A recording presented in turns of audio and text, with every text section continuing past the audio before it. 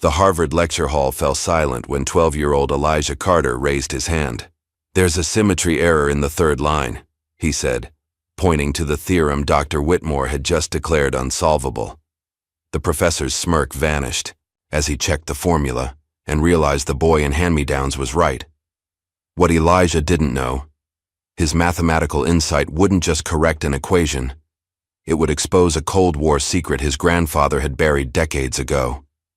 As video of the moment went viral, powerful institutions scrambled to control a discovery that could revolutionize encryption forever. They never expected their greatest threat would be a child who simply saw patterns that everyone else had missed. Just before we get back to it, I'd love to know where you're watching from today. And if you're enjoying these stories, make sure you're subscribed, because tomorrow's special episode is one you definitely don't want to miss. Elijah Carter shifted uncomfortably in his seat as the shuttle approached the towering brick buildings of Harvard University. The 12-year-old boy tugged at the collar of his faded blue button-up shirt, a hand-me-down that hung slightly loose on his slender frame. His dark eyes widened as he took in the ancient oaks and manicured lawns that seemed to stretch endlessly before him. "You doing okay, Elijah?" asked Ms. Jackson, his mentor from the STEM outreach program that had selected him for this special opportunity.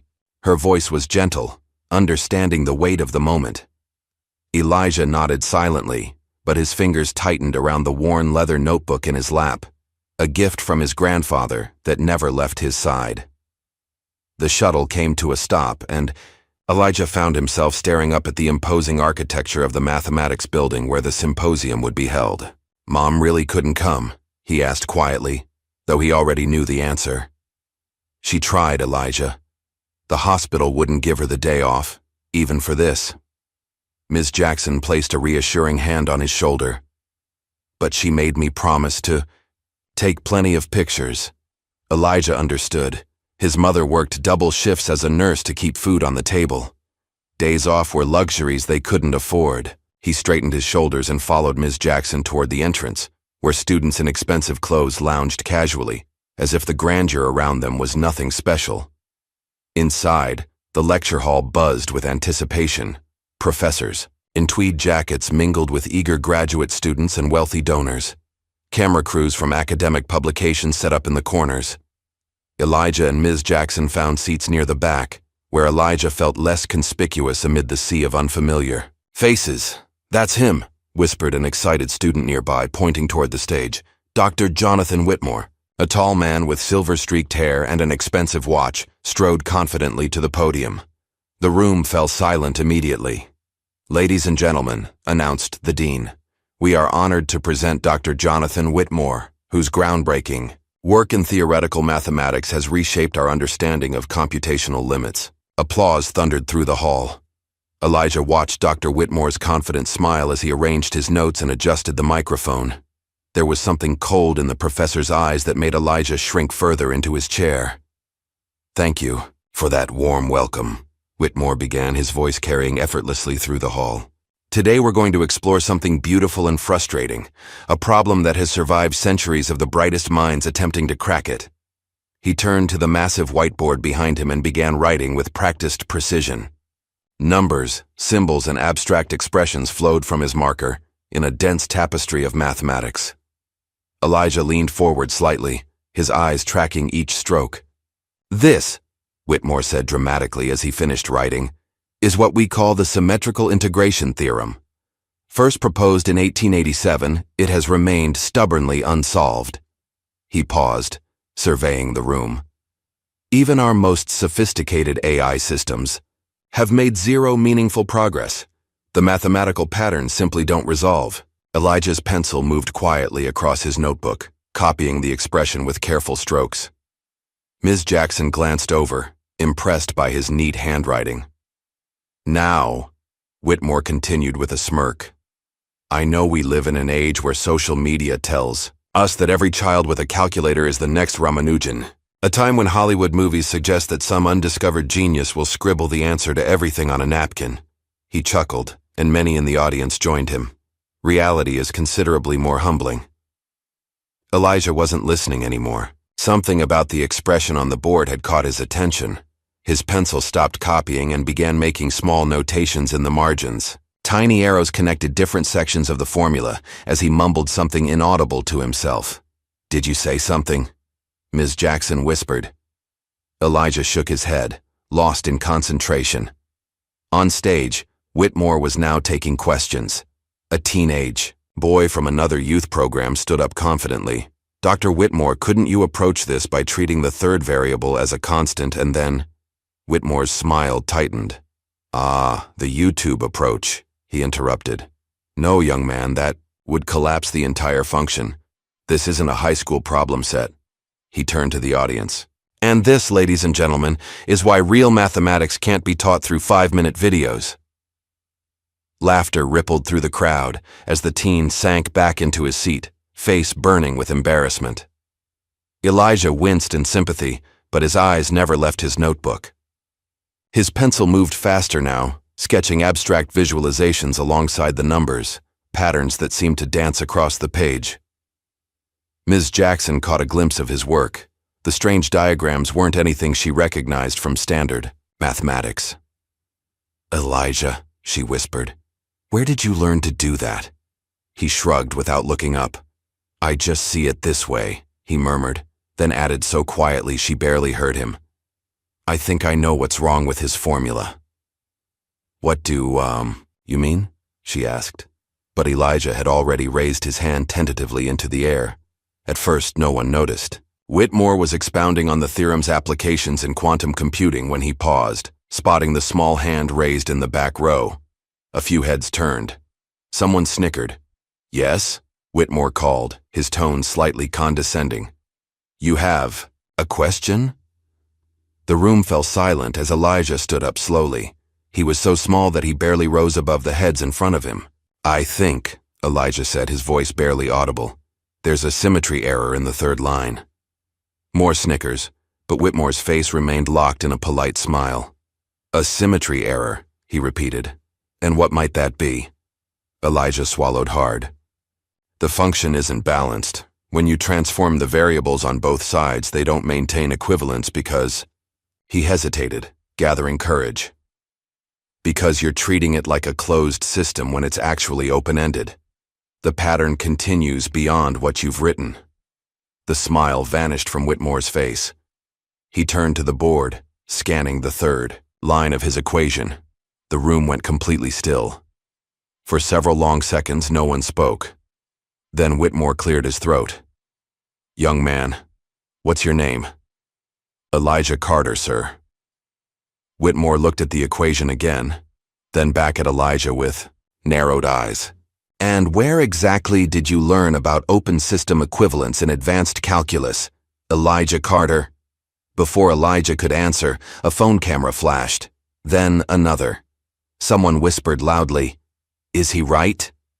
A professor in the front row stood up and approached the board, examining the formula closely.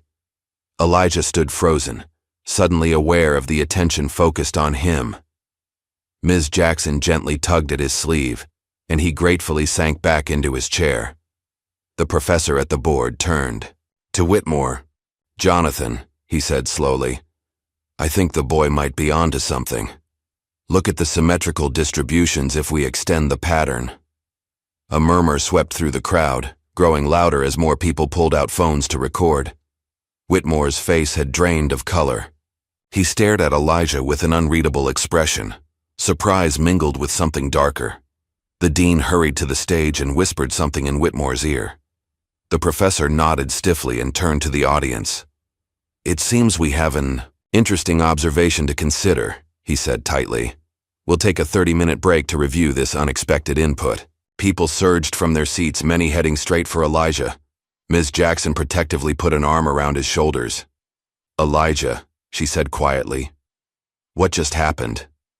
But Elijah was looking at his notebook, where the patterns he'd drawn seemed to pulse with potential. "I don't know," he answered honestly. "It just looked wrong, so I fixed it." As cameras continued to flash around them, the image that would soon circle the globe was captured. A small boy in 2 large clothes, holding a battered notebook containing insights that should have been impossible.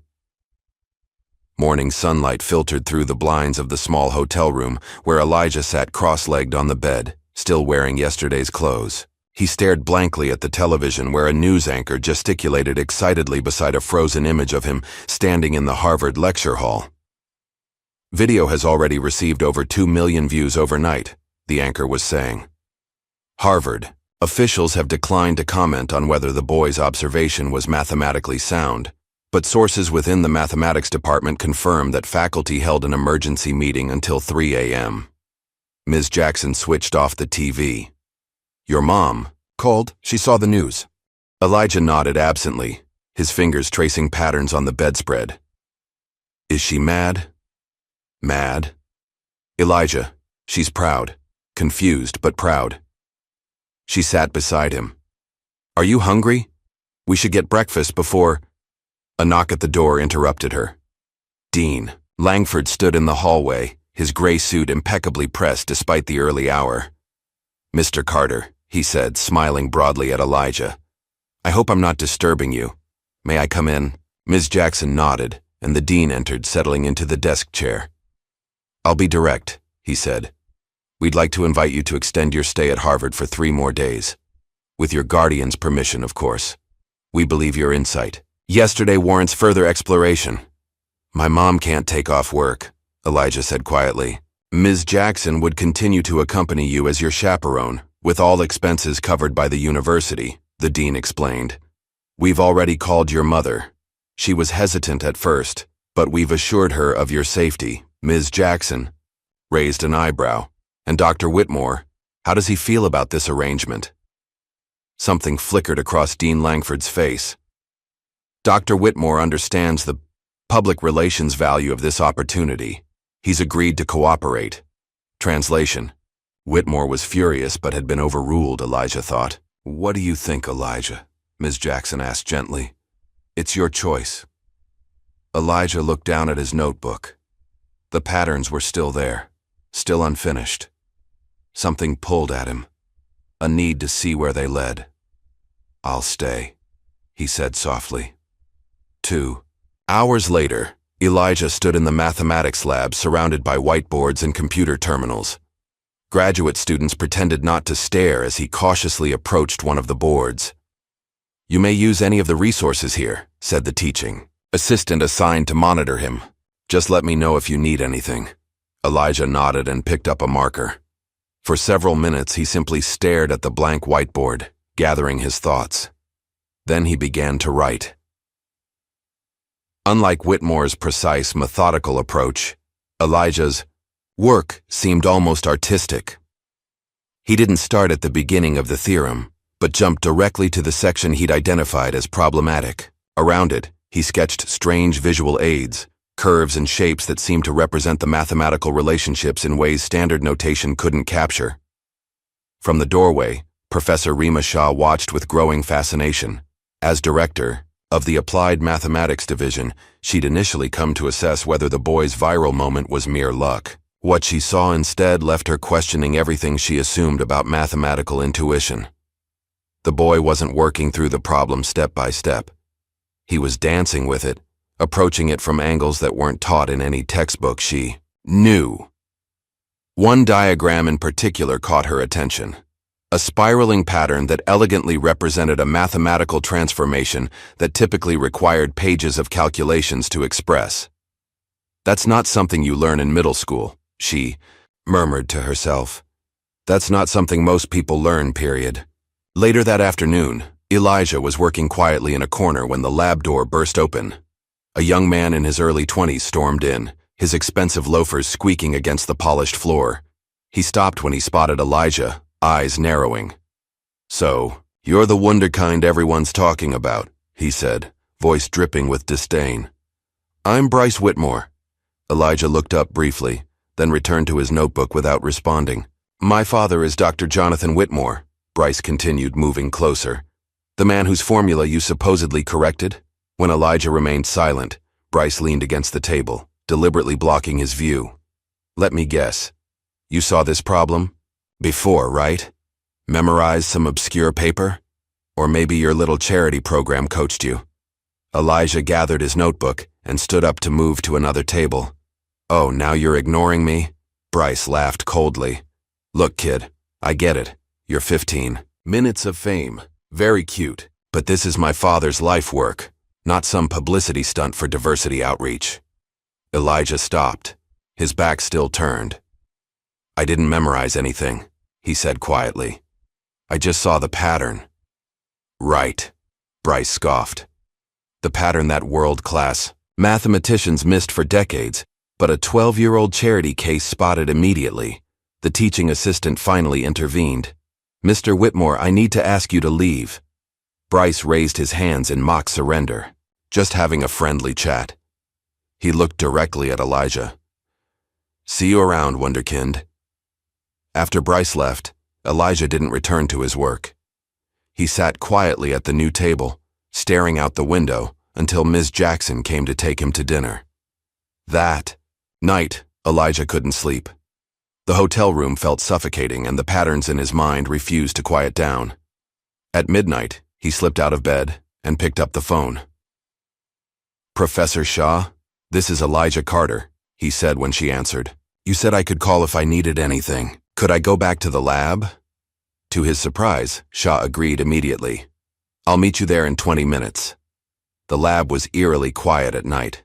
Security cameras blinked silently in the corners as Elijah worked, filling board after board with equations and diagrams. Professor Shaw sat nearby, occasionally asking gentle questions, but mostly observing with growing astonishment. The security footage would later show Elijah working continuously for almost 4 hours, stopping only when Shaw insisted he get some rest. Though he hadn't solved the full theorem, no one expected that. What he had accomplished was something Shaw couldn't quite believe. The next morning, Shaw placed a series of phone calls. First to the STEM outreach program that had brought Elijah to Harvard, then to his school back home. Finally, she called his mother. "Miss Carter, this is Professor Rima Shaw from Harvard University. I'm calling about your son, Elijah." "Is he all right?" Miriam Carter's voice was immediately concerned. "He's fine," Shaw assured her. "Actually, he's more than fine. Ms. Carter, I've been working in mathematics education for 20 years, and I've never seen anything like what your son can do." A pause. "Elijah's always been good with numbers. This goes beyond being good with numbers. Your son approaches mathematical concepts in ways I've never seen taught." Shaw hesitated. "Ms. Carter, I understand Elijah was homeschooled for several years?" "Yes, by my father until he got too sick last year." "Your father, Elijah's grandfather, does he have a background in mathematics?" Another pause, longer this time. "My father has many backgrounds, Professor Shaw. He was a private man who valued education." Shaw made a note. "Could I speak with him about Elijah's mathematical development?" "No," Miriam said firmly. "My father doesn't speak to institutions anymore. Not since the 60s. That afternoon, Shaw invited Elijah to her office. The boy looked tired but calmer than he had been the previous day. "Elijah," she said gently, "I'd like you to explain to me how you see these problems. Not the formal equations, but how you actually visualize them in your mind." Elijah fidgeted, unused to being asked to articulate his thought process. "It's like music, I guess, but you see it instead of hear it." "Music?" Shaw raised her eyebrows. "The patterns move," Elijah explained haltingly. "When something's wrong, it sounds wrong, like a wrong note. The symmetry breaks." He opened his notebook, pointing to one of his diagrams. "This part here, it's supposed to flow into this section, but in Dr. Whitmore's version there was a disruption, like someone playing the wrong chord." Shaw leaned forward. "And these diagrams you draw, where did you learn to make them?" Elijah shrugged. "I didn't. I just need them to see clearly." "Did your grandfather teach you to think about math this way?" Elijah looked up sharply. "Grandpa Joseph just let me ask questions. He never told me I was wrong for seeing things differently." Shaw nodded thoughtfully. "Elijah, do you know what synesthesia is? When your senses mix up, like seeing colors when you hear music?" "Something like that. I think you might experience mathematics in a similar way, through multiple sensory frameworks at once. It's rare, but it can create unique insights. She smiled. It's not wrong. It's a gift. Elijah looked down at his hands. Dr. Whitmore doesn't think so. Dr. Whitmore is having a difficult time, Shah said diplomatically. Indeed, at that very moment, Whitmore was in Dean Langford's office pacing furiously. This is absurd, Richard, he snapped. No one breaks that much ground on the theorem in 24 hours without prior knowledge or coaching. Dean Langford sighed. Jonathan, I understand your frustration, but nothing. I've spent 15 years on this work. 15 years. And now some random child supposedly intuits a breakthrough overnight? Whitmore slammed his palm on the desk. I want a full background check. Check if he had access to classified research. Check if his grandfather worked in the field. Classified research? Langford raised an eyebrow. Isn't that a stretch? Is it? The algorithm has defense applications. The government has had teams working on similar problems for decades. Langford steepled his fingers. Fine, I'll look into the boy's background discreetly. But Jonathan, if nothing turns up, if this child simply has a remarkable mind, we need to embrace this moment, not fight it. Just find out where he got the information, Whitmore said, coldly, because he didn't get it from thin air. That evening, Elijah was demonstrating a concept to Professor Shah when Dr. Whitmore entered the lab unexpectedly. He froze when he saw what Elijah had written on the board, a continuation of the theorem that incorporated elements Whitmore had publicly dismissed years ago as irrelevant. What is this? Whitmore demanded. Shah stood protectively beside Elijah. Dr. Whitmore, Elijah has made some fascinating connections regarding the theorem's applications in— I can see what he's done, Whitmore interrupted sharply. What I want to know is how a child with no formal training is supposedly revolutionizing concepts that have stumped the field's best minds for generations. Other faculty members had gathered at the commotion. One of them stepped forward, studying Elijah's work. Jonathan, she said slowly, he's integrating your early work on dimensional symmetry with the current theorem. It's actually quite elegant. Elegant? Whitmore sputtered. It completely contradicts established methodologies. Maybe those methodologies need contradicting, someone murmured. All eyes turned to Elijah, who stood silently beside the board, his worn notebook clutched tightly in his hands. In that moment, with cameras again capturing his image, the quiet boy from an inner-city school became more than a viral moment. He became a direct challenge to academic authority itself. And in the whispers that followed, something shifted in the air, the beginning of questions that would soon cascade beyond the walls of Harvard and into the wider world. The morning sun cast long shadows across Elijah's hotel room as he scrolled through the news articles on the tablet Ms. Jackson had borrowed from the university. His name appeared in headlines across educational journals and mainstream media alike, each one more sensational than the last. Harvard stunned by 12-year-old math prodigy. Inner-city student challenges prestigious professor. Mathematical miracle or memorized response. That last one made Elijah's stomach twist. The article questioned whether his contribution had been authentic, or if he'd been prepared to create a feel-good viral moment. Another article called him a pawn in academic politics. Some comments questioned how a boy with his background could possibly grasp concepts that challenged established mathematicians. Don't read that garbage, Ms. Jackson said, gently taking the tablet from his hands.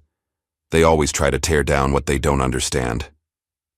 Elijah nodded, but the doubt had already planted itself in his mind. Had he made a mistake by speaking up? His grandfather had always warned him about drawing too much attention. A knock at the door interrupted his thoughts. Professor Shah stood in the hallway, her usual composed demeanor slightly ruffled. Elijah, she said, I need to speak with you. Privately, if possible. Ms. Jackson hesitated but stepped outside after Elijah nodded that it was okay. Something's happening, Shah said once they were alone. Dr. Whitmore has been making calls all morning. He's requesting access to government databases to look into your family background. Elijah's eyes widened. Why? He's convinced you couldn't have reached these mathematical insights on your own. She sighed. Elijah, is there anything you haven't told me about your grandfather? Anything that might explain why Whitmore is so determined to find a connection? Elijah looked down at his hands. Grandpa Joseph doesn't talk much about his past. He just taught me to see numbers differently. Shah nodded slowly. Elijah, I believe in your ability. I've seen how your mind works.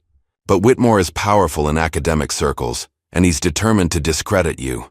Before Elijah could respond, there was another knock. This time, Dr. Whitmore himself entered without waiting for permission, flanked by Dean Langford. Mr. Carter, Whitmore said coldly. We need to discuss the source of your mathematical insights. Shah stood protectively beside Elijah. Dr. Whitmore, this is highly inappropriate. Elijah is a minor, and his guardian is being informed as we speak, Dean Langford interrupted. Professor Shah, this is a matter of intellectual property and potential security concerns. Whitmore stepped forward, a folder in his hand. Joseph Carter, he said, watching Elijah's face closely. Your grandfather worked on military encryption projects during the Cold War. Elijah blinked in surprise. What? Project Symmetry, Whitmore continued.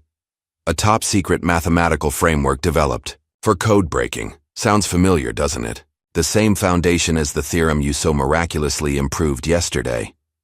I don't know anything about that, Elijah said, his voice barely audible. Really? Whitmore slapped a black and white photograph on the table. A much younger Joseph Carter stood in a laboratory beside other scientists. Your grandfather had access to classified mathematical frameworks that mysteriously disappeared when he abruptly left the program in 1972. Shah picked up the photo. This proves nothing except that his grandfather was a mathematician.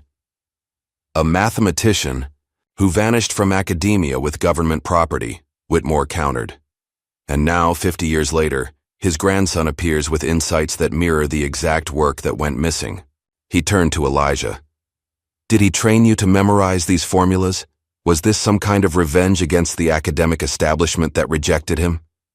Elijah stared at the photograph of his grandfather, young, serious, wearing a lab coat with an ID badge. This wasn't the gentle, soft-spoken man who taught him to see the music in numbers. My granddad just wanted me to understand, Elijah said finally. He said knowledge was beautiful but dangerous if people used it wrong. He looked up at Whitmore. He told me it was dangerous to finish this formula. A tense silence filled the room. Dean Langford and Whitmore exchanged glances. Dangerous. How? Langford asked. Before Elijah could answer, the door burst open and Ms. Jackson rushed in. What's going on here? You have no right to question him without me present. Ms. Jackson, please understand, Langford began. There are complicated circumstances. I don't care how complicated they are, she interrupted. Elijah is coming with me right now. Shah placed a hand on Elijah's shoulder. I think that's for the best. This meeting is over. As they left the room, Elijah overheard a faculty member in the hallway whisper, We should send him home before we look foolish for making such a big deal about this. The words stung more than he expected. Home. Yes, that's where he needed to be. While Ms. Jackson argued with Dean Langford about their treatment of Elijah, the boy slipped away unnoticed. The campus grounds were disorienting, but Elijah had always been good with spatial relationships. He found his way to the shuttle stop and, with the emergency cash his mother had given him, bought a ticket back to the city. Professor Shah noticed his absence first. She searched the campus, calling his name, checking the mathematics lab and library. By the time they realized he had left Harvard grounds entirely, Elijah was already halfway home. The bus ride gave him time to think. The photograph of his grandfather haunted him. Government projects, missing research, dangerous formulas. What had Grandpa Joseph been involved in, and why had he never told Elijah about his past?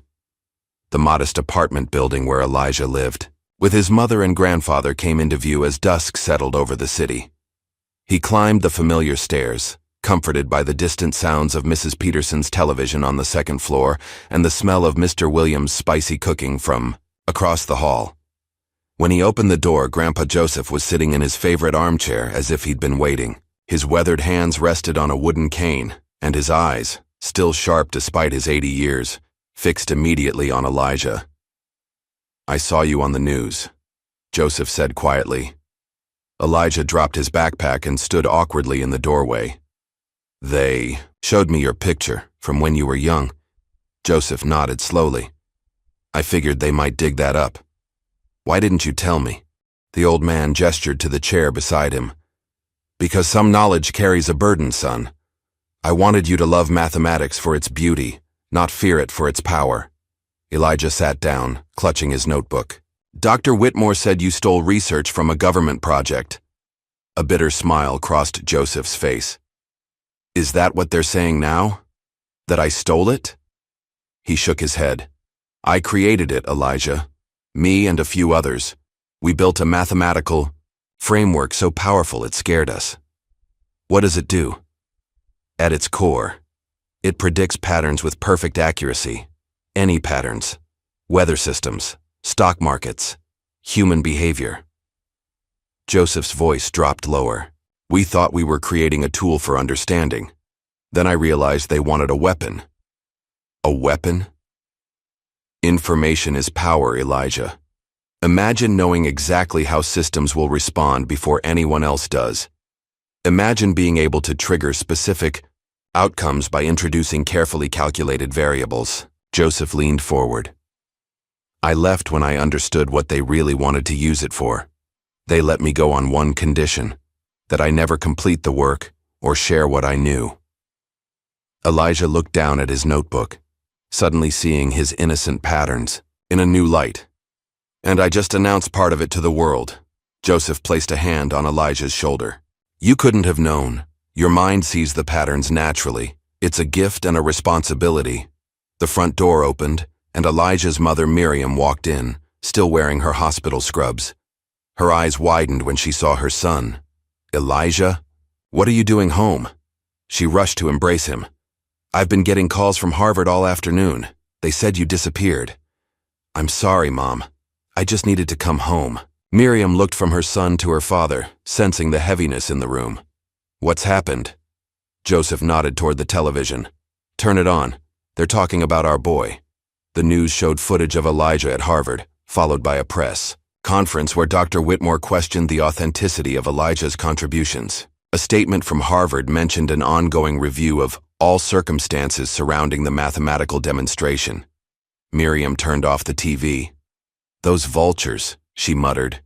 She sat beside Elijah. "Baby, I should have been there with you." "It's okay, Mom. I understand why you couldn't." A shadow crossed Miriam's face. "There's something you should know." She took a deep breath. "I was once a student at Harvard." Elijah stared at her in shock. "What?" "It was a long time ago. I was on a scholarship studying biology. Dr. Whitmore was a young professor then, and he offered to mentor me." Her voice hardened. "Until I questioned one of his research methods. He accused me of academic dishonesty, and with his influence, my scholarship was revoked." "That's why you never told me," Elijah whispered. Miriam nodded. "I didn't want my experience to color yours. I wanted you to see opportunities without my shadows hanging over them." She took his hands in hers. "But I never imagined you'd end up facing the same man who drove me away." Joseph cleared his throat. "History has a way of circling back on itself. The question now is what we do about it." "We fight," Miriam said firmly. "If Whitmore thinks he can discredit my son the way he did me, he's gravely mistaken." At Harvard, Professor Shaw was examining Elijah's notes for the 4th time. Something about his approach had been nagging at her, something beyond his intuitive understanding of the theorem. "He's not copying," she murmured to herself as the patterns became clear. "He's rederiving the work through entirely different conceptual frameworks." She compared Elijah's diagrams with the historical records of Project Symmetry that Dean Langford had reluctantly shared with her. While the ends were similar, the paths were entirely different.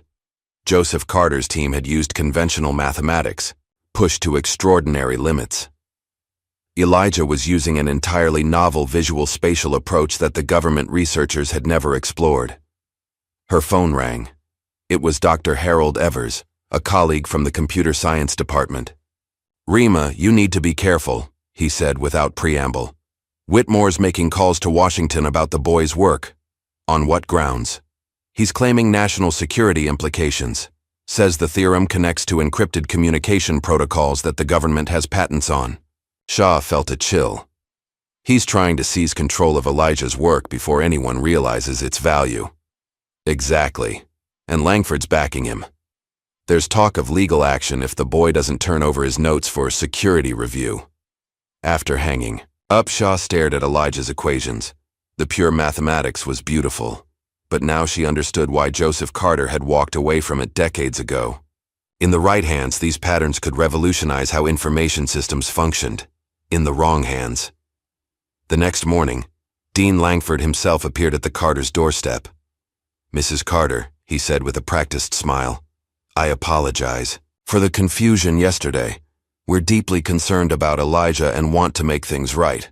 Miriam stood firmly in the doorway. "I'm listening."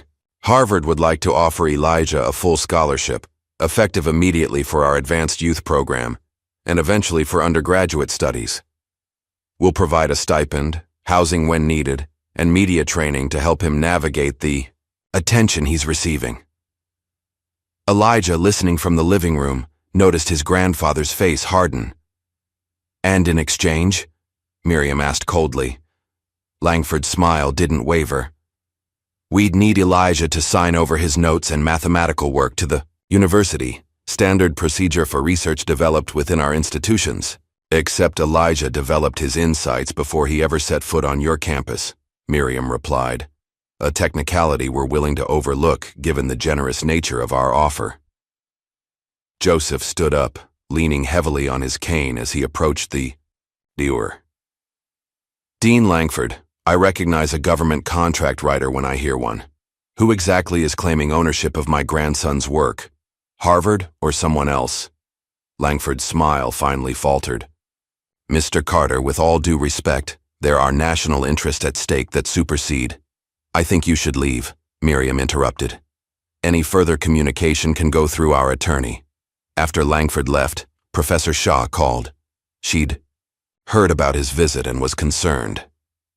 "Elijah," she said when he came to the phone, "I need you to understand something important. What you've discovered isn't just clever mathematics. It could fundamentally change how information systems work. Is that why everyone's so interested?" "Yes, but it also means you need to be careful about who controls this knowledge." She paused. "There's a press conference being organized by some of my colleagues. We want to help you tell your story before others define it for you." That afternoon, cameras gathered outside the local community center. With Professor Shah on one side and his mother on the other, Elijah faced the media for the first time. His hands trembled slightly, but his voice was clear. "I love mathematics because it tells the truth," he said simply. "The patterns I see aren't about Harvard or awards or who gets credit. They're about understanding something beautiful." A reporter called out, "Are you responding to Dr. Whitmore's claims that your work is derivative of existing classified research?" Elijah looked at his grandfather, who nodded encouragingly. "My grandfather taught me to see mathematics differently," Elijah responded. "But the work I did at Harvard was my own. This isn't about institutions. It's about something bigger, something that belongs to everyone." As the press conference concluded, no one noticed the black sedan parked across the street, its occupants photographing everyone who attended. The story that had begun as an academic curiosity was about to become something far more consequential. 3 days after the press conference, Elijah sat cross-legged on the floor of Professor Shah's home office, surrounded by papers covered in equations. He'd been coming here each afternoon after school, working in the safety of Shah's modest townhouse rather than Harvard's labs. "Look at this," Elijah said suddenly, pointing to a sequence he'd been developing. "When you extend the pattern in 3 dimensions, it creates a perfect encryption key." Shah leaned forward, studying the elegant solution. Though it appeared unrelated to the original theorem, she immediately recognized its significance. "Elijah," she said carefully. "Do you understand what you've just done?" He shrugged. "It's just another application of the symmetry principle." "It's not just another application. This mirrors the foundation of modern digital encryption, but it's exponentially more efficient." She set the paper down. "You may have created a master key that could potentially unlock any digital security system built on current mathematical models." Elijah's eyes widened as the implications sank in. "That's not good, is it?" "It depends on who controls it." Shah sat beside him. "Elijah, you may be on the edge of something people will try to take from you, not just because it's genius, but because it's power.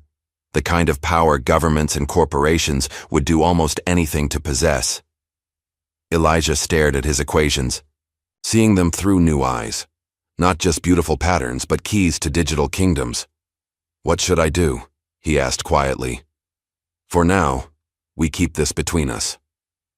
Shah gathered the papers carefully. "And we think very carefully about what happens next." Meanwhile, at Harvard, Dr. Whitmore paced his office, phone pressed to his ear. "Yes, I understand the urgency," he said. "But the boy isn't on campus anymore, and his mother has retained legal counsel. Yes, of course I see the opportunity here." He paused, listening.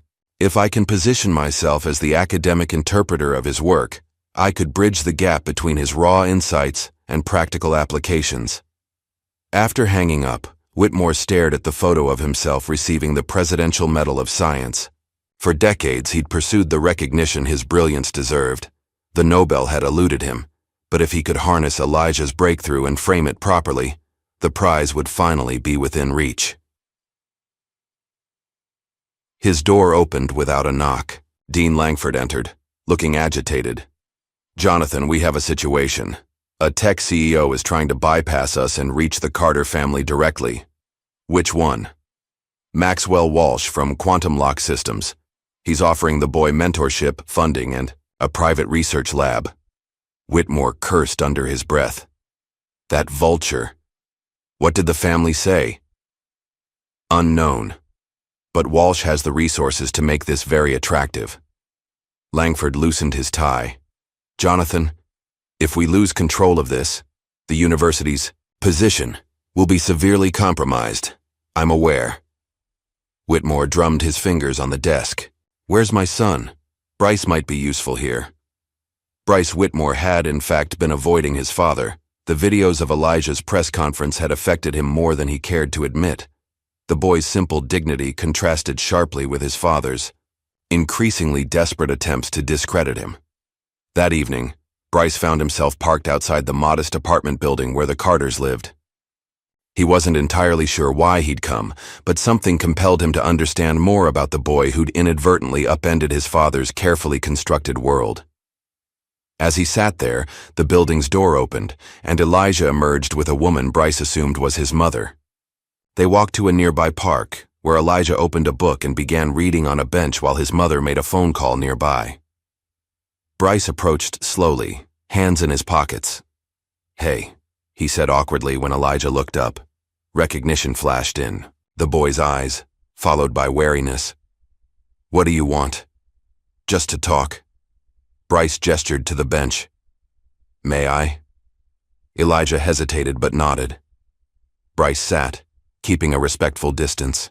"I want to apologize for how I acted at Harvard. I was a jerk." Elijah studied him cautiously. "Why are you here now?" "Honestly, I'm not sure." Bryce sighed. "Maybe because my father is acting in ways that don't sit right with me.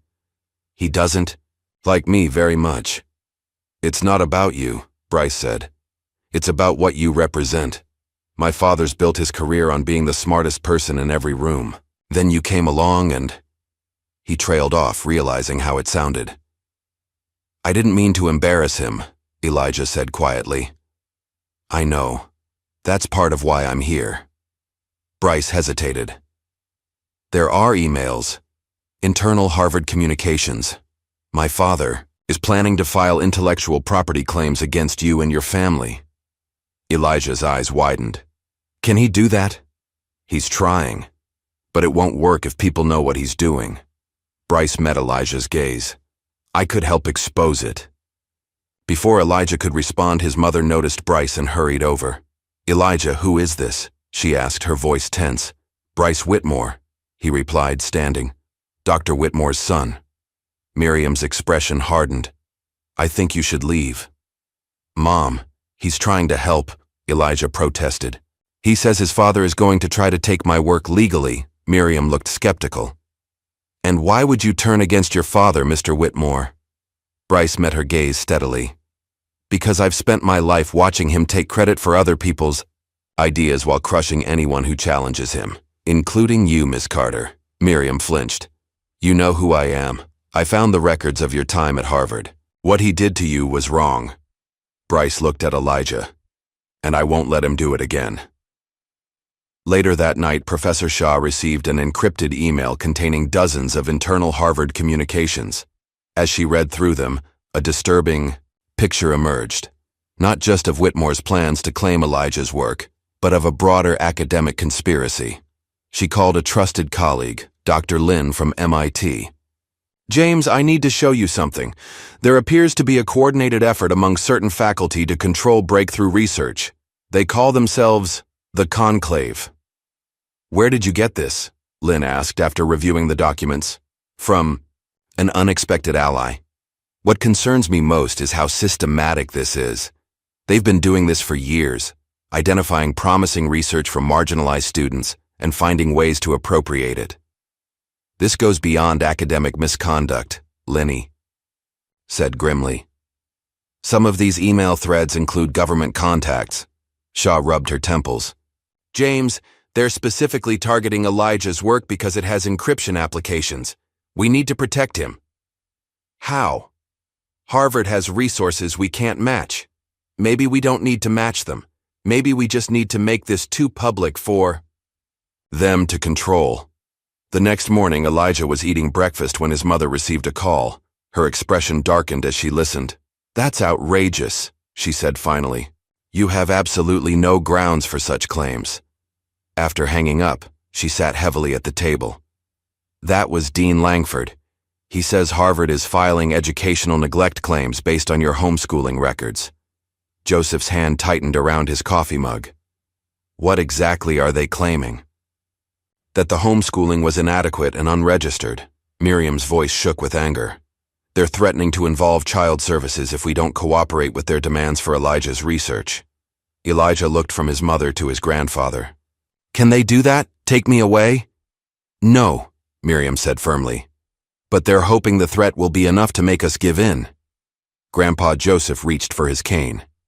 Call Professor Shaw. It's time to take more decisive action. That evening, major news outlets broke the story. Harvard faculty exposed and schemed to appropriate student research.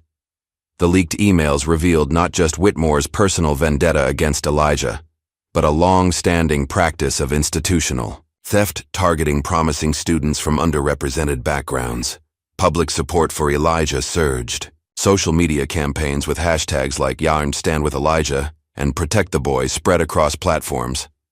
Several prominent academics issued statements condemning Harvard's actions. With the spotlight firmly on the university, Shaw and Elijah enacted the next phase of their plan. Late that night, they carefully photographed every page of Elijah's notes and encrypted the files using a system only they understood. Are you sure about this? Shaw asked as Elijah prepared to send the encrypted files to trusted mathematicians around the world. Elijah nodded. Grandpa Joseph always said knowledge becomes dangerous when it's controlled by too few people. He pressed send. Now it belongs to everyone. Within hours, mathematics forums worldwide lit up with discussions of Elijah's work. Experts from Beijing to Berlin confirmed that his approach represented a fundamental shift in how certain mathematical problems could be approached. The next morning, as Elijah prepared for school, his grandfather called him into the living room. Joseph sat by the window watching the sunrise with a peaceful expression. You did something brave last night, the old man said. Braver than I was at your age. Elijah sat beside him. I was scared. Being scared and being brave aren't opposites, son. They usually go hand in hand. Joseph placed a weathered hand on Elijah's shoulder. I spent decades hiding what I knew because I feared how it would be used. You chose to share it so it couldn't be weaponized. That's the difference. Elijah looked down at his notebook, now just one copy among many. Do you think it was the right thing? I think, Joseph said slowly, that you understood something I took years to learn. Some knowledge is too powerful for any one person to own. He smiled at his grandson. Your work isn't about solving a formula anymore. It's about making sure what comes next is in everyone's hands, not just the powerful few. As Elijah left for school, reporters gathered outside their apartment building. But for the first time since this all began, he walked with his head held high, no longer afraid of the attention. The formula that had started as a correction on a Harvard chalkboard had become something far greater. A symbol of knowledge freely shared, beyond the control of those who would hoard it for power or profit. And in that moment, the 12-year-old boy who had raised his hand in a Harvard lecture hall understood that he had changed not just a mathematical theorem, but potentially the world itself. Elijah woke to the sound of his mother's voice. She was on the phone in the kitchen, her tone hushed but urgent. He checked the clock, 6:22 a.m. Through the thin apartment walls, he caught fragments of her conversation. Everywhere overnight. No, we haven't spoken to any. Yes, Joseph is aware. Curious, Elijah slipped out of bed and padded to his desk where Ms. Jackson had set up a refurbished laptop, a gift from the STEM program. He opened the browser and blinked in surprise. His name dominated the headlines of major news sites and scientific journals alike. 12-year-old's math. Breakthrough goes global. Carter equations reshape mathematical approach to encryption. Harvard. Under fire as young genius's work transforms field. The mathematics forums were exploding with analysis of his work. Expert mathematicians from Tokyo to Toronto were building on his equations, confirming his approach, and expanding it in directions Elijah hadn't even considered. Within hours of Shah distributing his notes, the global mathematical community had validated what Harvard had tried to control and taken it further. You're up early, his grandfather said from the doorway, leaning on his cane. Everyone's talking about it, Elijah said, still scrolling through the coverage. Is that good or bad? Joseph lowered himself carefully into a chair beside Elijah. It's both. The truth often is. He glanced at the screen. They're calling it the Carter formulation now. Before Elijah could respond, his mother appeared in the doorway, her face tight with worry. Elijah, you're not going to school today, she said. There are reporters camped outside the building, and I've received calls from 3 different news stations. What about your work? Elijah asked. I've taken personal leave. She crossed her arms. We need to be careful about how we handle this. Professor Shah called. She's coming over to help us navigate the situation. An hour later, Shah arrived, slipping past the journalists with help from Mr. Williams, who created a distraction by loudly complaining about their blocking of the apartment entrance. Once inside, she spread several newspapers on the kitchen table. It's not just academic interest anymore, she explained. You've become a symbol, Elijah. People are celebrating you not just as a mathematical prodigy, but as someone who stood up to institutional gatekeeping. Joseph picked up one of the articles. And how is Harvard responding? Shah's expression darkened. Not well. Whitmore is on the offensive, claiming Elijah violated research ethics by exposing sensitive material with potential national security implications. That's absurd, Miriam protested. He's a child who solved a math problem. A math problem. With encryption applications, Shah reminded her gently. Whitmore has filed formal complaints with several federal agencies. He's trying to frame this as a national security issue to regain control. As if to confirm her words, the doorbell rang. Through the peephole, Miriam saw a man in a crisp suit, holding government identification.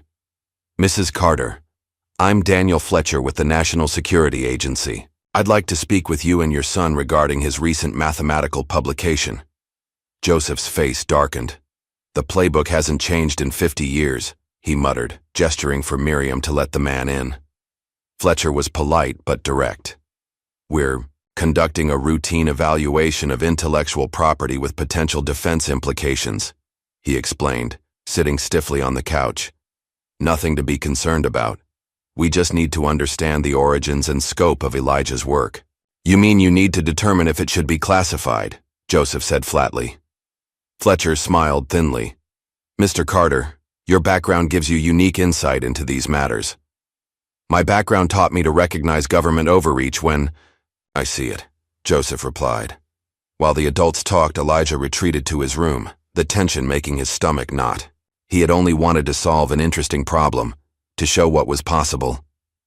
Now there were government agents in his living room and reporters outside his door. His phone pinged with a text from his school principal. "Need to speak with your mother. Please call when convenient." Later that afternoon, Miriam ended a tense phone call with the principal, her face flushed with anger. "Elijah, the school says they've received complaints about disruption caused by media interest in you. They're asking that you stay home until things settle down." "Complaints from whom?" Shaw asked sharply. "Anonymous concerned parents," Miriam said bitterly. "But the timing is suspiciously convenient." Joseph nodded grimly. "Pressure tactics. Isolate the boy. Make life difficult for the family. Hope will give in." "Give in to what exactly?" Elijah asked, his voice small. Shaw and his mother exchanged glances. "They want control, Elijah," Shaw explained gently. "Control of your work, your story, and how your discovery is used." That evening, Shaw introduced them to Laura Bennett, a civil rights attorney specializing in academic freedom cases. "We need to be proactive," Bennett advised. "I recommend filing a motion to classify Elijah's work as protected academic output, not state property. It won't stop them completely, but it creates legal hurdles they'll have to overcome." After the lawyer left, Elijah sat alone in his room, the weight of the situation crushing down on him. The equations that had once seemed so beautiful now felt like a burden. Tears welled in his eyes as pressure and confusion overwhelmed him. Miriam found him there, curled on his bed. She sat beside him and stroked his hair gently. "I just wanted to show it was possible," Elijah sobbed. "I didn't mean for all this to happen." Miriam pulled him close. "You did more than show it was possible," she whispered. "You opened a door for the world, and some people are afraid of what might come through that door." "I wish I'd never raised my hand that day," he said. "No, you don't." Miriam lifted his chin. "You spoke your truth.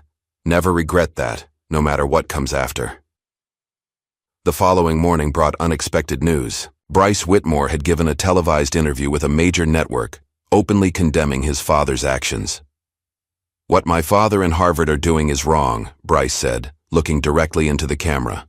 "Elijah Carter earned every bit of his mathematical insight through genuine brilliance, not through any improper means as some have suggested." The interviewer leaned forward. "You're directly contradicting your father's claims. Why come forward now?" "Because I was there," Bryce replied. "I saw how Elijah worked, how he approached problems differently, and I've seen the emails showing how my father and others plan to take credit for his breakthroughs." He looked down briefly. "I was also part of the problem at first. I treated Elijah badly because I was jealous and because that's how I was raised to behave. I'm not proud of that." The interview sent shockwaves through academic circles. Several Harvard donors threatened to withdraw support unless the university addressed the scandal transparently. Student protests erupted on campus, demanding accountability. Meanwhile, Elijah's work continued to ripple across the mathematical world. A young mathematician from Nigeria named Adebayo Okafor published a paper building on Elijah's equations, demonstrating how they could simplify encryption methods used in medical data transmission and financial systems. "The beauty of Carter's approach," Okafor wrote, "is that it creates pathways previously thought impossible. This 12-year-old boy has potentially saved us decades of incremental progress." As the pressure mounted, Shaw suggested a new strategy. "Elijah, I think you should write a public statement, in your own words. People are talking about you, but they need to hear from you directly." Elijah hesitated. "What would I say?" The truth, as you see it. With Shah's guidance, Elijah composed a letter that spoke to the heart of what he believed. Mathematics doesn't belong to one person or one institution. It's like music. You're supposed to share it so everyone can hear the beautiful patterns. I never wanted to own these ideas. I just wanted to understand them, and now I want others to understand them too. The world gets better when knowledge is free. The letter, released online, went viral within hours. Its simplicity and earnestness resonated far beyond academic circles, touching something fundamental about the nature of discovery and knowledge. In the days that followed, Elijah watched as his mathematical insights, now freely available to all, began to inspire new applications and innovations. Researchers across disciplines found ways to apply his approach to problems in climate modeling, medicine, and communication systems. What had begun as a correction on a Harvard chalkboard had become a global conversation about mathematics, institutional power, and who gets to own ideas. And at the center of it all was a 12-year-old boy who had simply raised his hand to point out a pattern no one else had seen. The early morning fog had just begun to lift when a black car pulled up outside the Carter's apartment building. The reporters who had maintained their vigil over the past weeks barely glanced up. Another government agent or lawyer, they assumed. But the tall, distinguished black man who emerged was neither. Dr. Harold Evers moved with the deliberate pace of someone in his 80s, his silver hair neatly trimmed, his eyes sharp behind round glasses. The reporters didn't recognize him, but Joseph Carter did. When Miriam opened the door to his knock, Joseph was already standing behind her, a look of disbelief on his face. "Harold," he said softly, "I thought you were dead." Evers smiled thinly. "The rumors of my demise were greatly exaggerated, old friend. May I come in?" Once inside, Evers introduced himself to Elijah. "I knew your grandfather when we were both young men working on problems no one else understood." He studied Elijah's face. "The resemblance is remarkable, not just in features, but in how you see the world." Elijah glanced at his grandfather, who nodded slowly. "Dr. Evers was my colleague during the Cold War," Joseph explained. "We worked together on Project Symmetry until we discovered what they really wanted to use it for," Evers finished. "I chose a different path than your grandfather. I stayed within the system, trying to guide it toward more ethical applications." He sighed heavily. "I'm not sure either of us got it right." From his worn leather briefcase, Evers withdrew several yellowed notebooks, their pages filled with faded equations. "These were encrypted using a cipher Joseph and I developed. I kept them hidden all these years." Joseph opened one reverently, running his fingers over the familiar handwriting. "You saved them." "Of course I did. Our work was too important to lose, even if we couldn't publish it." Evers turned to Elijah. "Young man, what you've rediscovered, and, more importantly, what you've chosen to do with it, is why I'm here. These pages echo what you've been discovering on your own." Elijah leaned forward to examine the notebooks. The notation was different from modern mathematics, but he could see the underlying patterns, similar to what he'd intuited, but approached through different methods. "You're seeing the language we were too afraid to write plainly," Evers explained. "We encoded it, thinking we were protecting the world. Your grandfather walked away entirely. I stayed but hid the most dangerous insights." He smiled sadly. "And here you are, seeing it all clearly and choosing to share it openly with the world." Miriam watched this exchange with growing emotion. "Dad," she said finally, "I think it's time you told me everything. No more fragments, no more half-truths." Joseph nodded slowly. The three adults moved to the kitchen table while Elijah continued examining the old notebooks. "I never told you the full story because I wanted to protect you," Joseph began. "What we discovered in the 60s wasn't just mathematics.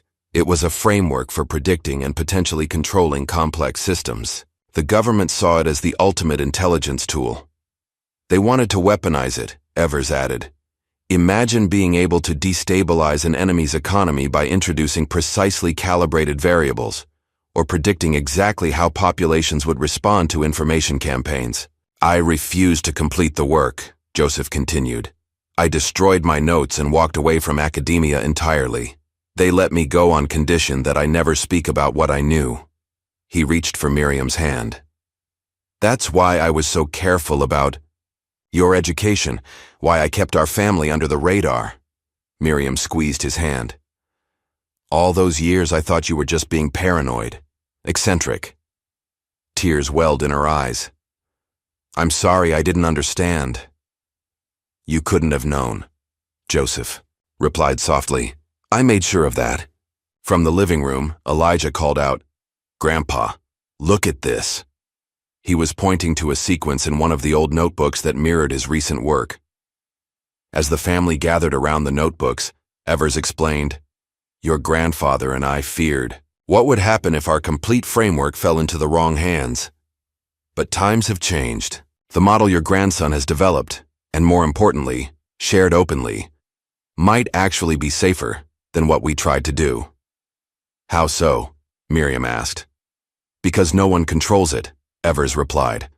When knowledge is distributed across thousands of minds worldwide, it can't be weaponized as easily as when it's concentrated in the hands of a few. Later that day, Elijah received an unexpected email from the organizers of TEDx Youth, inviting him to give a talk about his experience and mathematical insights. They want me to speak? In front of people? Elijah looked terrified at the prospect. Shah, who had arrived to help the family navigate their new reality, smiled encouragingly. It's a tremendous opportunity, Elijah. A chance to tell your story. In your own words, but what would I even say? The truth, his mother said simply. About how you see mathematics and why sharing knowledge matters. Despite his initial reluctance, Elijah agreed to give the talk, with careful preparation from his mother and Professor Shah. For weeks, they worked on his presentation, focusing not on technical details, but on conveying his unique perspective on mathematics. When the day arrived, Elijah stood backstage, heart pounding as he listened to the host's introduction. His mother straightened his tie one last time. Just be yourself, she whispered. That's more than enough. Elijah walked onto the stage, his small figure almost lost against the large red circle of the TEDx logo.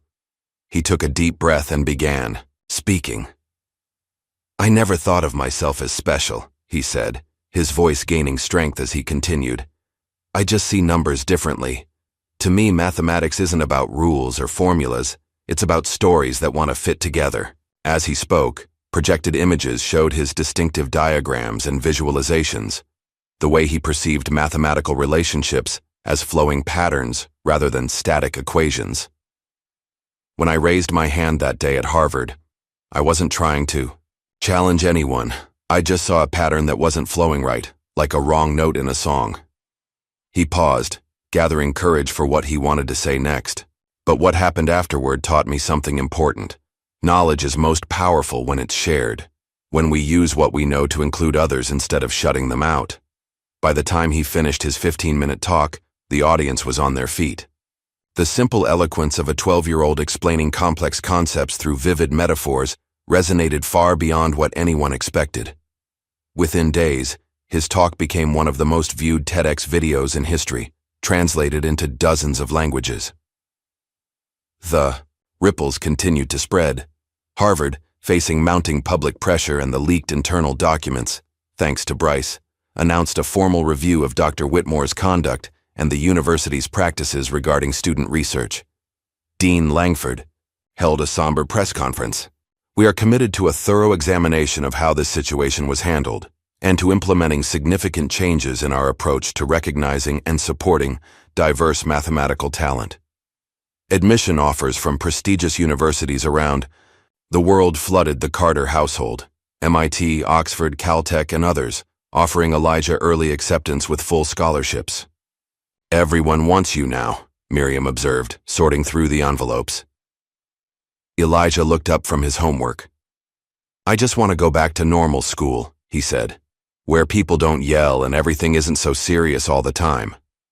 His mother smiled. That might not be possible anymore, baby, but we'll find a way forward that works for you. Meanwhile, Professor Shaw and Dr. Evers had been meeting with academic leaders and policy experts. They approached the Carters with a proposal. "We want to establish the Carter Initiative," Shaw explained. "A foundation named after Joseph that would support young, underrepresented mathematical talents around the world. The idea," Evers continued, "is to create pathways for students who might otherwise be overlooked by traditional institutions, the way both Joseph and Elijah were."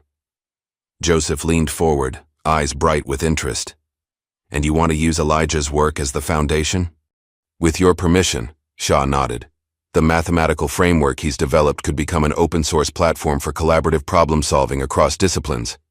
As they discussed the details, Dr. Whitmore was making one last desperate attempt to salvage his reputation and claim some connection to the breakthrough.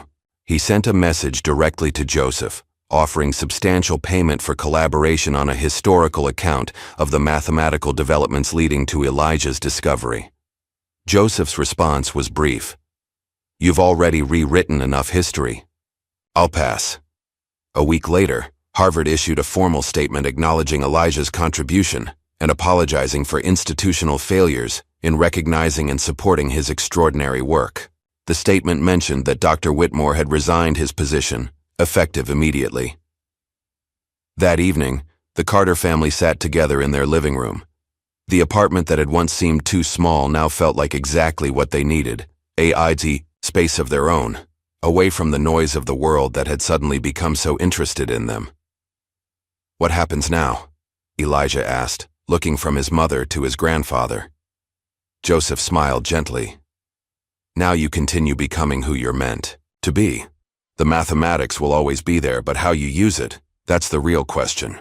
The legacy question," Evers had called it during their last conversation.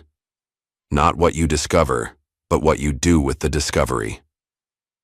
As Elijah considered this, he realized that the pattern he'd spotted on the Harvard chalkboard had led to something far more important than mathematical recognition.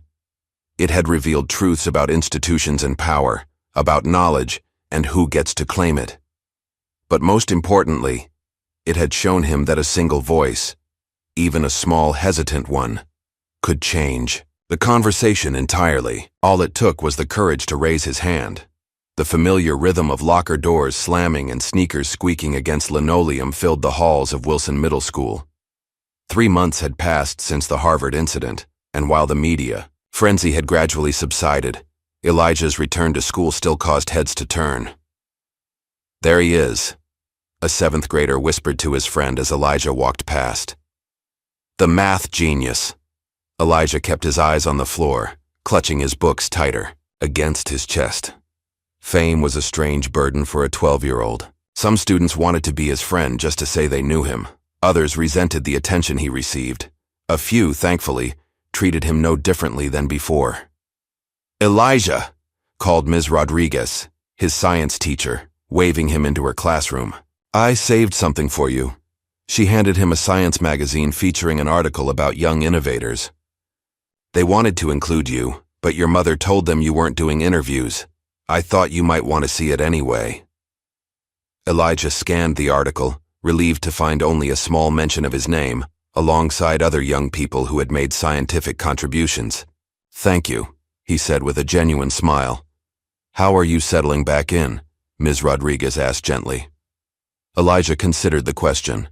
The first week had been awkward, with stares and whispers following him everywhere, but his teachers had been protective, and gradually, the novelty had worn off. "It's getting better," he answered honestly. "I'm glad to hear that." She hesitated. "The principal asked me to tell you. We've received an invitation for you to join a national mathematics competition. No pressure, but if you're interested." Elijah shook his head quickly. "I don't think I want to compete, but thank you, Ms. Rodriguez nodded, understanding. "Of course.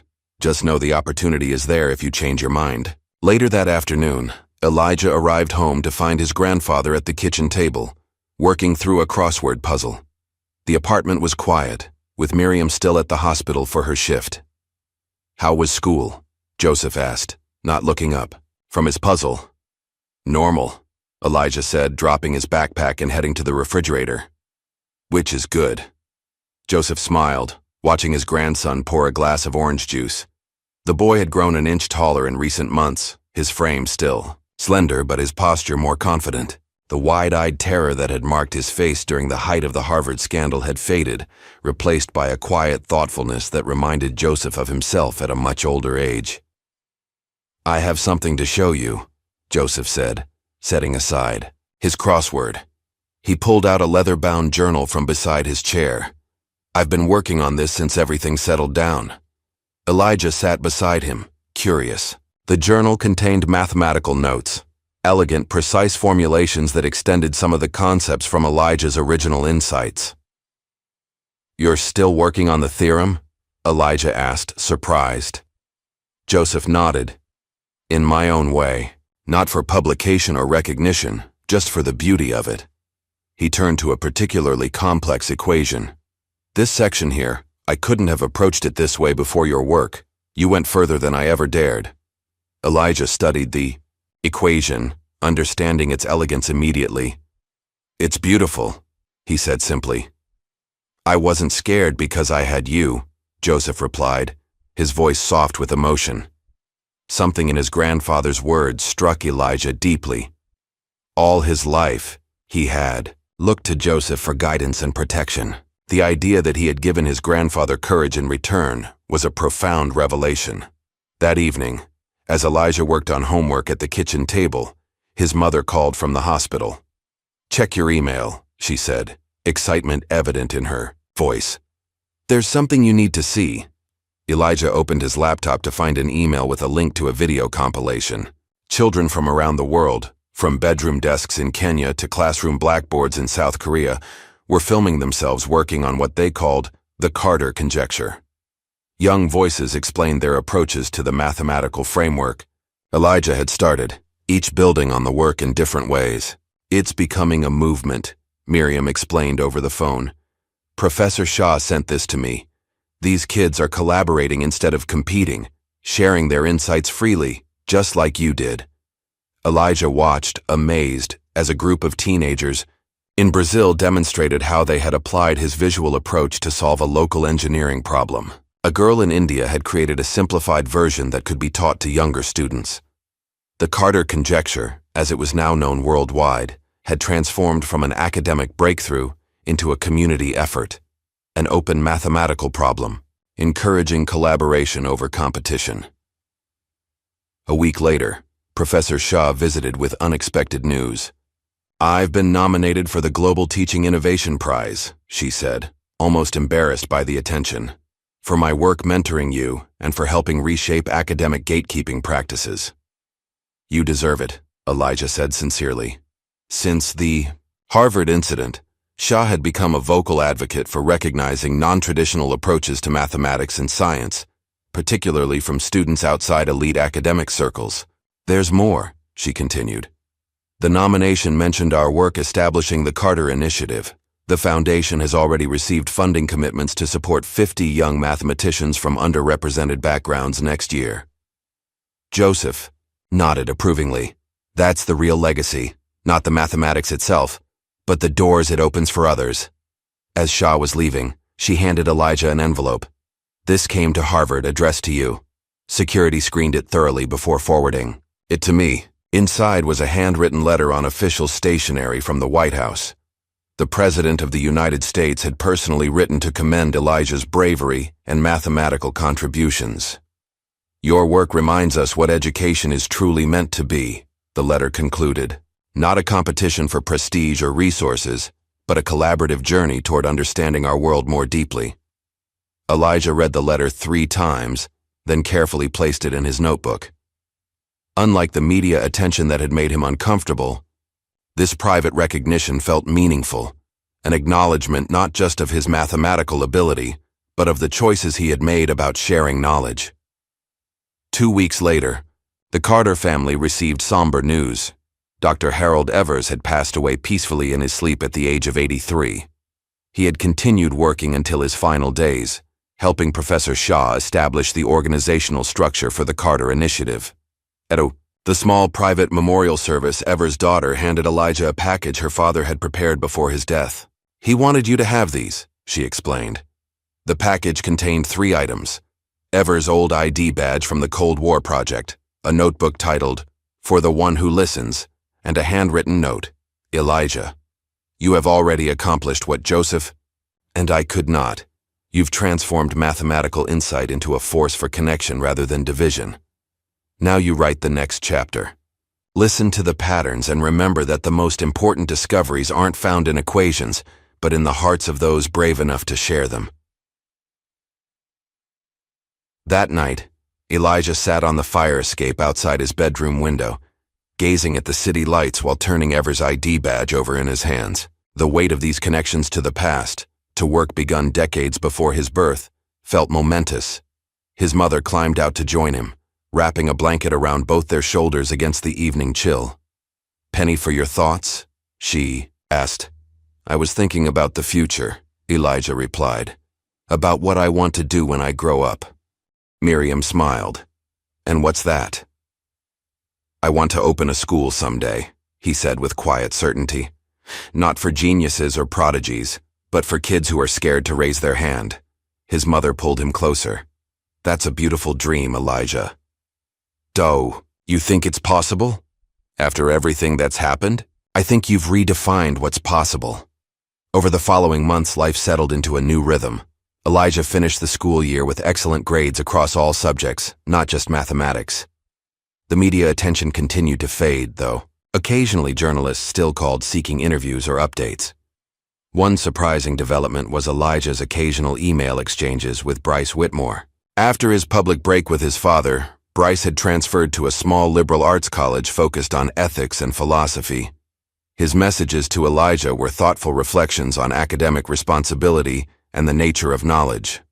"I'm studying the ethics of scientific discovery," Bryce wrote in one email.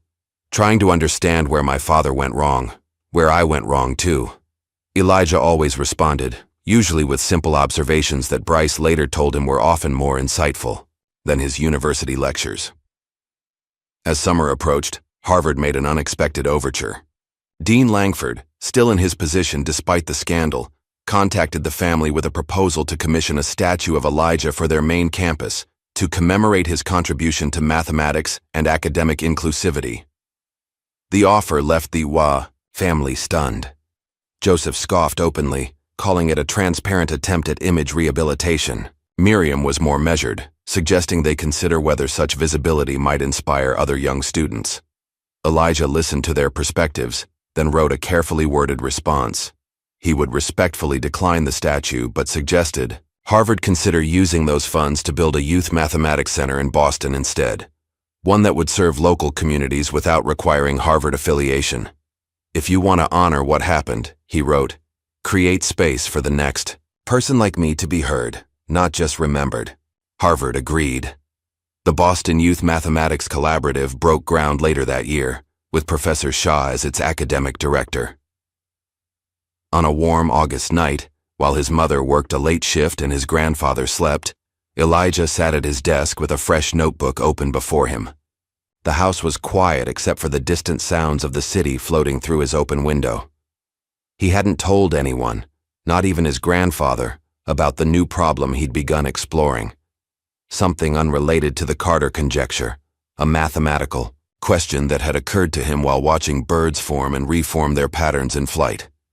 His pencil moved smoothly across the page, sketching initial frameworks rather than formal equations. The familiar sense of patterns emerging, of mathematical music taking shape, filled him with quiet joy. "Let's see what this one does," he whispered to himself, and continued working late into the night, the city lights casting long shadows. Across his calculations, 10 years had transformed the vacant lot in the Riverside district into something remarkable. Where abandoned buildings had once stood, a sprawling campus of interconnected modern structures now rose, their glass facades reflecting the morning sunlight. Above the main entrance, large letters announced, "The Elijah Carter Institute for Mathematical Thinking." Cars and buses pulled up to the entrance, discharging excited teenagers from all backgrounds. Some arrived in groups, chattering excitedly, while others walked alone, clutching notebooks and looking around in wonder. It was opening day at the Institute, and the energy was palpable. Inside the main hall, a tall young man in a simple blue button-down shirt and jeans stood slightly apart from the gathering crowd, observing quietly. At 22, Elijah Carter carried himself with the same humility that had characterized him as a child, though his slender frame had filled out and his once shy demeanor had matured into thoughtful confidence. He still preferred quiet corners to center stage, still carried a notebook everywhere he went. As students filed past, some did double takes upon recognizing him, while others, too young to remember the events from a decade ago, passed by with only polite smiles. "Mr. Carter?" A volunteer approached him nervously. "Everyone's waiting in the auditorium whenever you're ready." Elijah nodded, taking a deep breath. After years of planning, fundraising, and construction, the moment had arrived. The Institute, a dream born in the aftermath of the Harvard incident, was finally opening its doors. The auditorium fell silent as Elijah walked onto the stage. 500 students, selected from schools across the country, watched with rapt attention. In the front row sat his mother Miriam, and beside her Grandpa Joseph, now 92, his hair completely white but his eyes still bright with intelligence. Professor Shah, now Dr. Shah, after receiving her honorary doctorate, sat with them, along with several educational leaders who had supported the Institute's development. Even Bryce Whitmore had come, having established himself as an advocate for ethical approaches to scientific innovation. Elijah adjusted the microphone, looking out at the diverse crowd of young faces. "Welcome to the first day of something new," he began softly. "When people ask what this institute is about, they expect me to talk about advanced mathematics or breakthrough research. But that's not why we're here." He paused, gathering his thoughts. "We're here because every one of you has a unique way of seeing the world. You don't have to be the smartest person in the room. You just need to stay curious. Because curiosity changes everything." His words resonated through the silent auditorium. Unlike the uncertain 12-year-old who had struggled through his TEDx talk years ago, the Elijah who stood before them now spoke with quiet conviction, born of experience. 10 years ago, I raised my hand in a room where I didn't belong, to point out something no one else had noticed. What happened next taught me that the most powerful force in human progress isn't genius, it's courage. The courage to speak when you're afraid, to share what you know when you could keep it to yourself, to help others see what you see. After the speech, Elijah led a tour through the Institute's facilities. The main building housed classrooms and research spaces designed to accommodate various learning styles. Walls could be written on directly, technology was accessible but not dominant, and each area featured flexible furniture that could be rearranged for different kinds of collaboration.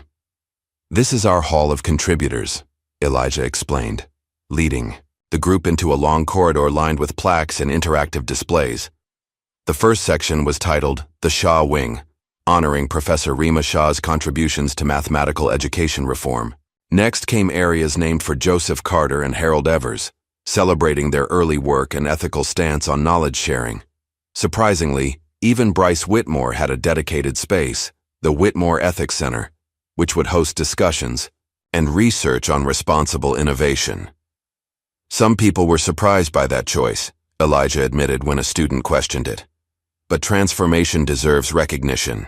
Sometimes the most important lessons come from those who change their minds, not those who were right from the start. In a quiet, museum-like room at the Institute's center, Elijah had created a different kind of space. Here, behind glass, rested the final form of the mathematical framework that had changed his life, the complete Carter theorem, as it had come to be known. Unlike the partial formulations shared globally, this version contained the full implications that Joseph and Evers had once feared. A simple plaque beneath it read, "Not to own, only to learn from." "Why keep it here instead of publishing it?" asked a curious student. "Because some knowledge should be encountered in context, with full awareness of its implications," Elijah explained. "Anyone who wants to study it can do so here, understanding its history and potential impact. But it won't be weaponized or exploited." Later that afternoon, as most students explored the campus, Elijah noticed Dean Langford, now retired but still influential in academic circles, standing awkwardly near the entrance. Beside him were several Harvard faculty members, their presence at once a gesture of reconciliation and an acknowledgement of past wrongs. Elijah approached them with a measured smile. "Thank you for coming." Langford extended his hand. "What you've built here is remarkable. It's changing how we think about mathematical education at Harvard, too." He hesitated. "I want to thank you personally for holding us accountable. It wasn't comfortable, but it was necessary." Elijah nodded, accepting the gesture for what it was. Not full atonement, perhaps, but a step towards something better. As the formal opening events concluded, Elijah retreated to a quieter corner of the campus. There, on a bench beneath a young oak tree, he noticed a girl of about 11 sitting alone, intensely focused on a puzzle cube in her hands. "You look deep in thought," he said, sitting beside her. She glanced up, not recognizing him. "I'm trying to solve this math puzzle from the welcome packet, but it doesn't make sense to me." "May I see?" She handed him the paper, watching cautiously. As he examined it, rather than immediately explaining the solution, Elijah knelt beside the bench to be at her eye level. "What do you see first when you look at this?" The question seemed to surprise her. "The numbers confuse me, but I see shapes that should fit together." Elijah smiled. "That's a good way to look at it. Sometimes we get too caught up in the formulas and miss the patterns." He pointed to a section of the puzzle. "What if you try approaching it from this angle?" As they worked through the problem, together, Elijah felt a profound sense of completion. The cycle that had begun with his grandfather teaching him to see mathematics differently was continuing, not through genetic inheritance or prodigious talent, but through the simple act of creating space for different voices to be heard. Later that evening, after the crowds had departed, Elijah drove his grandfather and mother home to the modest house they now shared in a quiet neighborhood not far from the Institute. "So what did you think?" he asked as they sat together in the living room. Joseph's weathered hands trembled slightly as he sipped his tea, but his voice was steady. "I never imagined that raising questions about a government project 50 years ago would lead to this. You've built something that will outlast all of us, Elijah." Miriam reached over to squeeze her son's hand. "I'm proud of the boy you were," she said softly, "and the man you've become." The following morning, a journalist from a major education magazine caught Elijah as he arrived early at the Institute. "Dr. Carter," she called, hurrying to match his stride. "Now that the Institute is open, what's your next goal? A research breakthrough? Expansion to other cities?" Elijah paused, considering the question. "To make sure I'm not the last one," he answered simply. "The last what?" she pressed.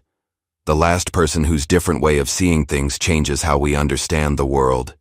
He smiled. "My story got attention because it was unusual. I want it to become so common that it's no longer newsworthy." That evening, after the day's activities had ended, Elijah sat alone in his office. The walls were lined with mathematical texts, but also with art and music, reflections of how he continued to see mathematics as an interconnected language of patterns. From his desk drawer, he removed a fresh, leather-bound notebook, a gift from his grandfather on the Institute's opening day. The first page was blank, waiting. Elijah opened his fountain pen and began to write. Not equations this time, but a letter to future students. The greatest discoveries often begin with the simplest questions.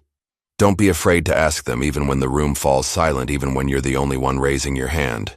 The world changes one voice at a time, sometimes astonishingly, with the voice of a child who simply sees something others have missed.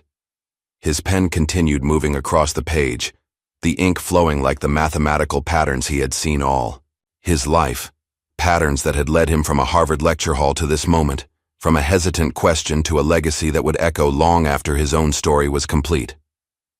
Outside his window, the first stars appeared in the darkening sky.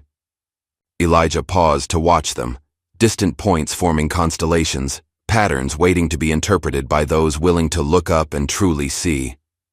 And in that moment of quiet contemplation, the boy who had changed everything understood that his journey had never really been about mathematics at all. It had been about courage, truth, and the remarkable power of a single question, asked at precisely the right moment. He returned to his writing, the white page filling with possibilities, just as it had that day long ago when a 12-year-old boy had raised his hand and the world had paused to listen. What would our world look like if we valued the brilliance of those we've been taught to ignore? If Elijah's story moved you, hit like, subscribe, and share to support more untold stories of extraordinary minds breaking barriers against all odds.